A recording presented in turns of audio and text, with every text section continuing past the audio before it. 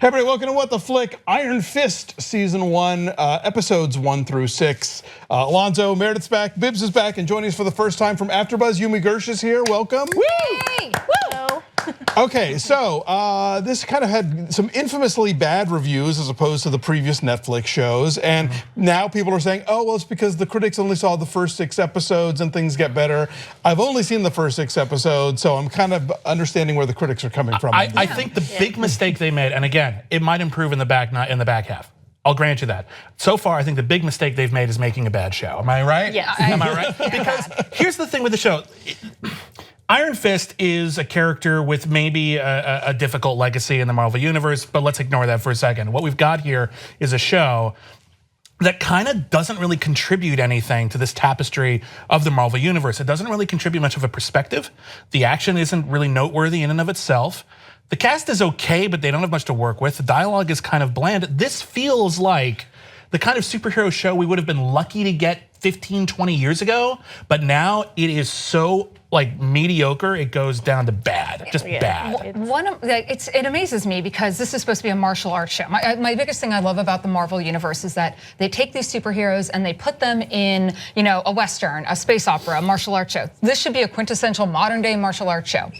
It's not. And I didn't say this, I'm taking this quote from someone from my Facebook page, I can't remember who it was, but when the boardroom politics become more interesting than the martial arts, you have failed in creating a television show. And that's one of 2 things Iron Fist could have done. They could have shown us what it is really like to run a business in the Marvel Universe with all this nonsense going on, and it could have really focused on the Kung Fu element, which we've had a touch of with Daredevil, but not really. And nothing is attracting my attention. Yeah, I think consistently I was reading, like the critics say this show doesn't know what it wants to be. And I think across the board, all of the characters don't know what they want to be. You have Iron Fist who has a job that he doesn't want to do. And then you have all these characters like the boardroom politics. Are they focusing on the business or is he gonna focus on the mystical warrior part and like his friends? It's like, are you angry at him or are you friends with him? Please make up your mind. It's spectacularly ill-defined. Yeah. And it's frustrating because he's a character who exists with a purpose. He flat out says, I exist to destroy the hand. I didn't think they were real. Yeah. Your hand glows now. You knew that they were real. There's a bit in this, in like, what was it, episode 3 or 4, where he finally meets David Wenham, and David Wenham has to explain to the guy who is trained to take down the hand what the hand are. Also, he left. His one sole job was to hang out and watch Kunlun, make sure it doesn't get destroyed, and he left. He couldn't even do his job. Which I'm hoping in the back half again maybe addresses like, that's kind of a big thing, But it's a similar plot point in Avatar: The Last Airbender, but it was driven by character. Yeah, and in the meantime, it's like, wow, this show is being out kung fu'd by Daredevil. Like the fight choreography is 10 times better on that show. By the time we finally get to a hallway here, like in episode 4 or whatever, it's like, well, it's fine. There's hatchets, that's neat, but it's not nearly on a level of what Daredevil was doing. I feel like there's like we were talking earlier. I feel like the fight choreography, I know they talked about they did it like just a couple minutes or so before they actually shot it. And the combat training that Finn Jones has is just terrible. And like you have Carrie-Anne Moss who trained for 18 months on The Matrix, who's better than him. Like at least have her come in and show him how to do it. She would have been a better Iron Fist. Yeah, he's terrible. Well, here's the thing. I think they got him based on he seems mildly charming. But he doesn't really bring anything particularly interesting to the character. And you're right, the fight choreography really is lacking. A lot of people have been talking about how, oh, Finn Jones, he had to learn the fight choreography like 15 minutes before they shot it. Oh, how amazing. But to me, that's like saying it's amazing that the actors in La La Land sang on the day. That used to be standard. Like this sort of that sort of intense kung fu fight training, that used to be the standard in Shaw Brothers or Golden Harvest movies. But this is not Yen Wu Ping. This is not Lau Kar Lang. This is just people who need more effort and time. It's not like you didn't know you were making a kung fu show until you got to the set. And what else has he been doing? It's not like Loris has been around doing anything on Game of Thrones. Exactly, that's my whole thing. It's like he, as a lead, he falls flat. He's unlikable.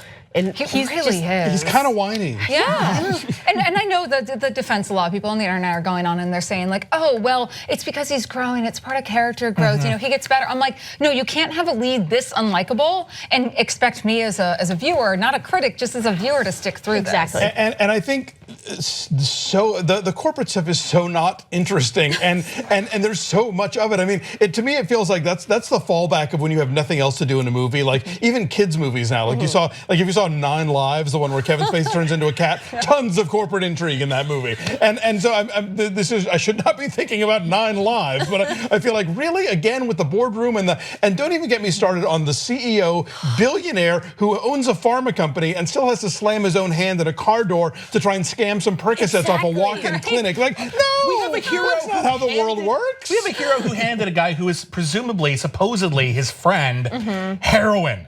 Like that's he's gonna have to actually own that. Like, ooh, that was me, wasn't it? I made you a heroin addict. Whoops. Oh, but we don't know what heroin really is because I grew up in a mystical city. I'm gonna talk about that right now because one of the things with Iron Fist, fundamental to the premise of Iron Fist, and it's something that they kind of basically took wholesale from Green Arrow back when that character was created, is the idea of here's a character who has not been in the modern world for about 15 years.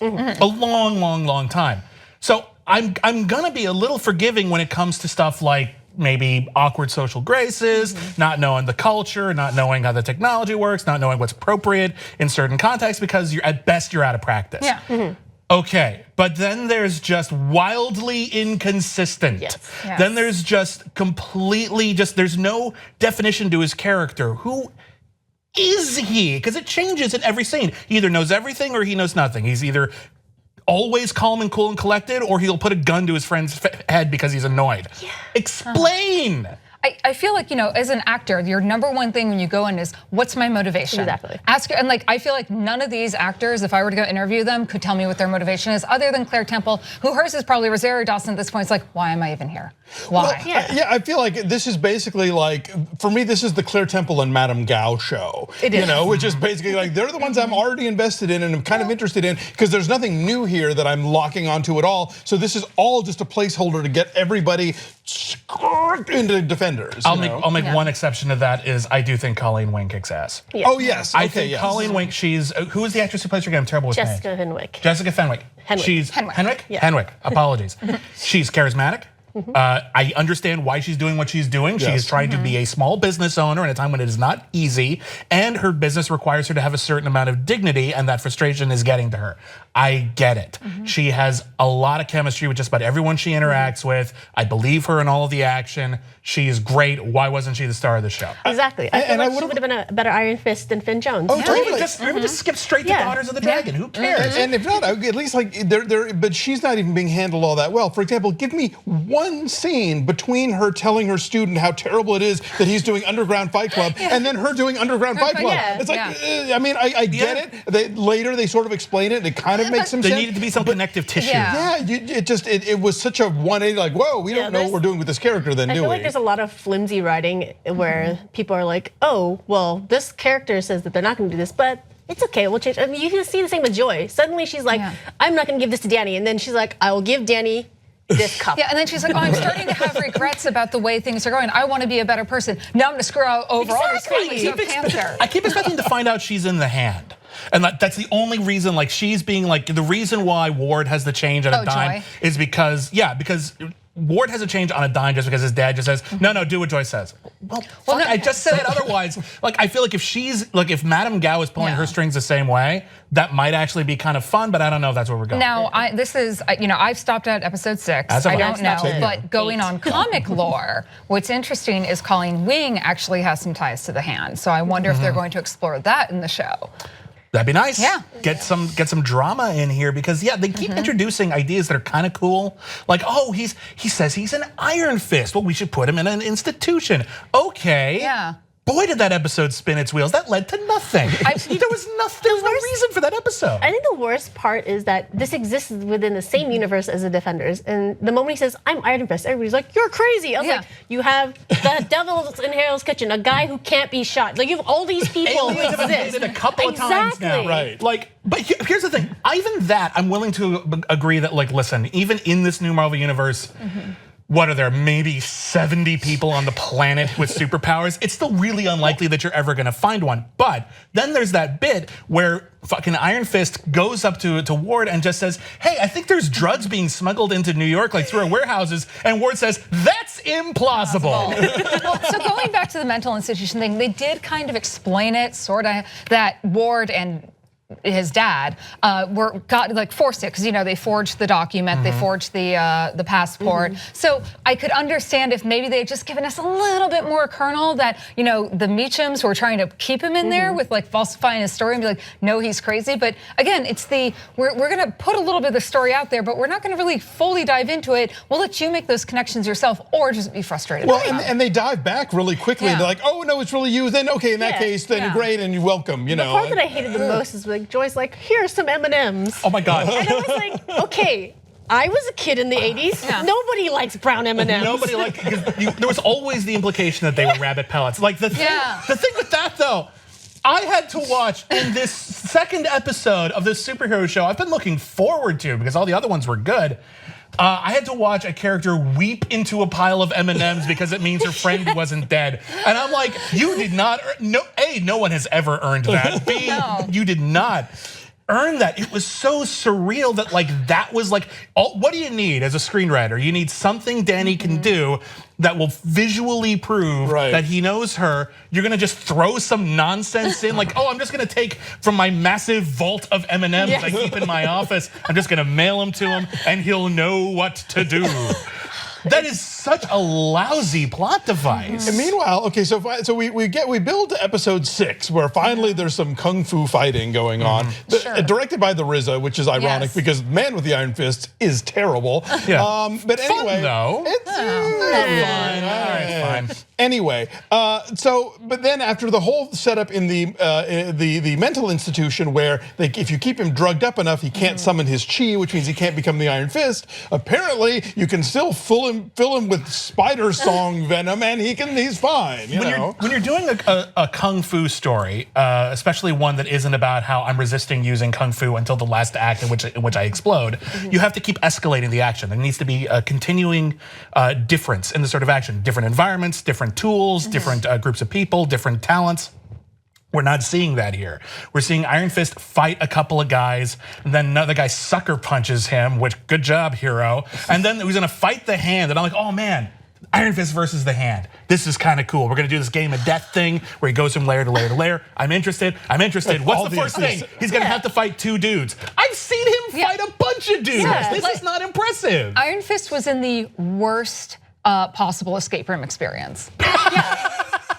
I think that episode I must say I hated the most because it was chock full of the worst tropes in Kung Fu. You have the Bride of 9 Spiders or whatever. She's like the sexy dragon lady. Yeah. You have the brothers who talk a lot of crap and say, we're gonna beat you up. I was like, really? I've seen this in 20 different Kung Fu movies done so much better. It feels like RZA was scraping. And I was just and I was so excited to see Bride of 9 Spiders make a television debut because she's really fun in the comics. She's, one of the leaders of one of the kingdoms of, well, not leaders, one of the fighters from the kingdoms of heaven. She's, considered as great a fighter as Iron Fist. She actually ends up kind of becoming pseudo a good guy at some point. But when I saw her walk on screen, I was like, is this The Craft? To me, it was like every single token Asian goth in your high school. I was that girl. I was gonna say, I've seen pictures of you looking like that. I was like, that was me when I was 16. Yeah. It's a good look. Maybe you shouldn't be So they're playing on an archetype here. Yeah, I was like, that's a good look when you're 16, but not when you're if you're gonna play on the archetype, you have to do it well. And that's the thing is they're not bringing anything new to it. And then even when they play it straight, it still has to be really good. And it's not. It's just sort of sitting there like a flan in a cupboard. I get. I can understand on paper what they were trying to do here in terms of, okay, Daredevil, Jessica Jones, Luke Cage, all very much Hell's Kitchen, Harlem, gritty New York. Let's do one in Manhattan. Let's do one among the skyscrapers and about the people who are, with the fancy offices who are making decisions that are fucking over the little people. On paper, yes, that all sounds great, but oh my God, I'm up to here with the corporate intrigue and with these really bland characters, including Iron Fist. You're right. I think if this were about Colleen Wing and Claire and and Misty bring back Misty Knight. Why not? None of this feels very well thought out. Yeah. And it just seems like a strange misstep given that, I mean, yeah, season 2 of Daredevil was maybe not as strong as season 1, but it was still, pretty competently put together. Loved Jessica Jones, loved Luke Cage, all the way through, even though a lot of people think that it falls apart after. I think it deserved a bigger finale, but Luke Cage was awesome. Yeah.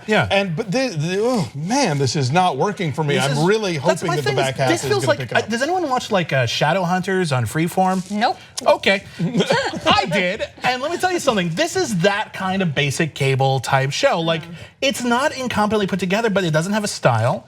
It's not like particularly badly written. It's just sort of generically bad TV, like middle of the road action. It's like Xena level sort of. It reminds me of I know some people who just complained about the first season of Arrow. I will take the Pepsi challenge. First season of Arrow, first season of Iron Fist, which have a lot of similarities.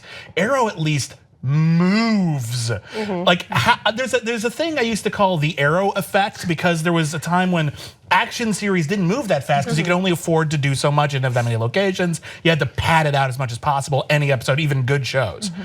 Arrow moved so fast that I would get halfway through an episode of Arrow and be like, are we done? There's half an episode of this? Holy crap, the plot's really moving.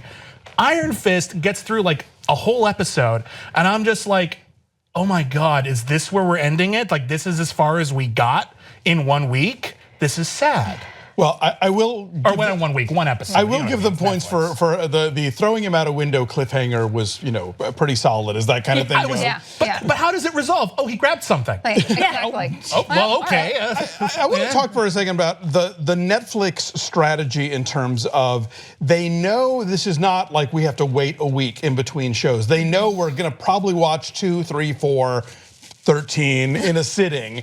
So it's like, do we think they have sort of abdicated the responsibility of serialized storytelling and rather just turning this into a really long movie with breaks? I think that's my biggest complaint with Iron Fist, is that where the other ones, they definitely had that clear 6 episode arcs. They were standalone. You could binge watch, but you could watch one and still be excited. Iron Fist feels like a really terrible 13-long movie. I just marathon the whole thing, and there's no buildup, there's no structure in each episode. A good TV show needs to have something for you to hook to. Well, even then, if you look at it not as a long movie, let's say you look at it as, say, a novel. Novels have chapters because it's hard to consume them all in one go. They acknowledge that at some point you might have to put it down for a bit. It is in their best interest to make sure the end of every chapter of Iron Fist ends in such a way that when you put it down because you had to go to work or you had to go to bed or whatever, you want to come back to it. So that structure still works, and they want to put it in as many pieces as possible, but it is on the storytellers to make each chapter as exciting as possible. And Iron Fist, it really feels like, again, maybe it picks up in the second half.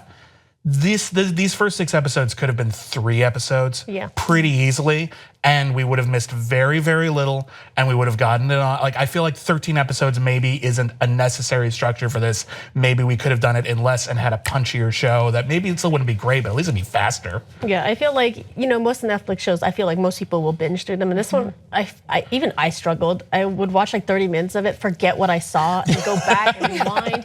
It's to your point of now it's about Manhattan. I felt like I was watching the Trump kids explain to me why they deserve stuff. Because there's so much of joy going Lord, we worked for this, we deserve this. I was like, you inherited this company from your dad. It's Ivanka and Don Jr. up here. Oh my God, that actually just made the show infinitely worse for me. Oh my God. I mean, I was now watching. I can't even now I can't even appreciate her awesome lapels. Oh God. But if you go back and watch it, like I did, you notice how many times they have to say they deserve something, and I'm like, you're a rich kid. Is this a case where the writers, knowing that this is going to be topical, almost tried too hard to draw parallels? They could have done a better job. I hope that but also, they wrote this a while ago, so they wouldn't necessarily. Yeah, but let's be honest. The Trump thing it's been going on since 2015. Well, yeah, that's true. Yeah, I mean, it's possible. I don't know. Certainly, when they were sitting down to negotiate what Danny gets, I'm like, and get that sweet brownstone back. Yeah. I don't know. But yeah, I mean, the thing is, I'm wondering if it wouldn't behoove Netflix to maybe, figure out, okay, some of these merit the 13 hours. Some of them, let's do a 2-hour original movie. Yeah. Let's introduce Iron Fist in a 2-hour movie and give him like enough backstory and one or two kick-ass action sequences, and then we can do the defense. Take all the effort you took to make that extra like 11 hours of content and put it into making some kick-ass fights, because that's really why we're here. I have a question. So I noticed with all the Netflix Marvel stuff, every episode, like 2 episodes will be written and directed by different people. And that's worked so far, but do you think maybe that's also, I mean, and I get that standard like serial television, you have multiple people working, but I feel like because Iron Fist has been so disjointed between episodes, do you think maybe they need to like call back on how many people are like head scripting the show? But that's the showrunner. That's a showrunner. That's on him because a strong showrunner can impose a consistency of look and tone and all that stuff onto a series, no matter how many people are in the writer's room, how many people come in and out directing it. Yeah, this one just, I don't think they quite nailed down what they even wanted to do with this guy. Yeah, I don't know. I feel like I really hope this gets better in the second half. And of course, a lot of people watching this now have seen the whole thing. That's fine. We'll get to that. But at this point, I'm seriously wondering, I've heard people like tweet at me, like I was live tweeting some of my thoughts on this. And they were just like, I kind of don't want to watch it, but I feel like I have to in order to watch The Defenders, in order to keep going with the Marvel Universe. I don't think pop culture should have us trapped. No. I don't think we should feel beholden to watch something. I think if you want to, like, if you watch the first 2 episodes of Iron Fist and you're not enjoying it, stop. We have to watch this. You don't actually, and there are going to be a lot of Wikipedia pages that'll take you through everything. I was just going to say, yes. At this point, if I didn't have to watch the show, I would have quit. No, Marvel in their sort of overarching kind of like, whether it's the movies or these Netflix shows, I think the idea is, yes, they want to make you feel like you're not going to be on top of things, and that even goes back to Marvel Comics. I mean, like, they were very brilliant in creating this sort of interlocking narrative where, you know, I think before Stan Lee and Jack Kirby really kind of took over that stuff in the 60s, comic book adventures tended to be fairly discreet in terms of issue to issue, and you could come in at any time. They sort of introduced the whole thing as, you know, the little asterisks, you know, remember back in issue 15, you know. And even that, and then going through different, like, okay, I'm following X-Men, I have to read Uncanny, and I have to read Extreme X-Men. Sure, You know, and like, Avengers. and the thing happened in Fantastic Four that's now going to impact what's going on in, you know, the Champions or whatever. You know, the basic concept of continuity was invented in the 60s, basically, by Marvel and to a different extent Star Trek, which at least said stuff is going on when you're not looking at it. Yeah. But I think by all means with the Netflix stuff, I think if you feel like this is not doing it for you, don't. If it gets so amazing in the second half, we'll tell you next week. We'll tell you, we'll apologize, and you'll still be able to watch it because it's Netflix. But man, it's been hard. Okay, we've been pretty negative for like 25 minutes on this. Can we say like one good thing that we like about Colleen this? Wing. Colleen Wing, yes. I like Jessica Stroup, who's playing Joy. I liked her on 90210 as Silver, and I buy her. I mean, even when the character is making these crazy 180s, I think she's selling each moment that she's given. They just don't connect. They just don't connect to each other, and it's harder for her to sell the arc of the character. But in each moment, I'm buying what she's selling. She's trying her hardest with what little she can. Yeah. Absolutely. I love the music, by the way. It sounds like Tron meets Westworld. I've been really digging the soundtrack, I want to say. I actually didn't. I had to skip through the opening credit. I'm not saying the opening credit. I'm saying like sounds exactly like the underscore. No, the credits are bad, but the underscore throughout the series, like the episodes, I've really enjoyed. I was bummed that they gave him like an iPod full of old music, but like they haven't had more fun with that. Like, and not that they have to be Guardians of the Galaxy, but like you could have done more of an inspired kind of guy reference. Well, like you would have been, or just screw it. You know what would have been cool is if he'd had the soundtrack to Barry Gordy's The Last Dragon on there. Like, let's just do it. He's got the glow. What the hell? Where's he been charging that iPod? Exactly. He's got it just plugs it into his fist. He just fists his iPod. You got a good thing for you? Yeah, anything else? Anything positive? We don't have to. Yeah, I feel like Colleen has been the only thing I've been hanging on to on the series. There's this mentality that like we have to like, you know, oh, well, we have to give equal time to the nice stuff. There's not an equal amount of nice stuff. I know. I'm just thinking of season 1 Mystery Science Theater. Tell me a good thing and a bad thing about the movie. You get a ramp where I was going with that. I learned the significance of M&Ms. I learned the difference between an axe and a hatchet. There you go. All right. So couple little things. It's not a total loss. All right. So we'll be back next week with the back half of Iron Fist. Hopefully, Kim will have finished moving by then and will join us as well. Thank you for your patience.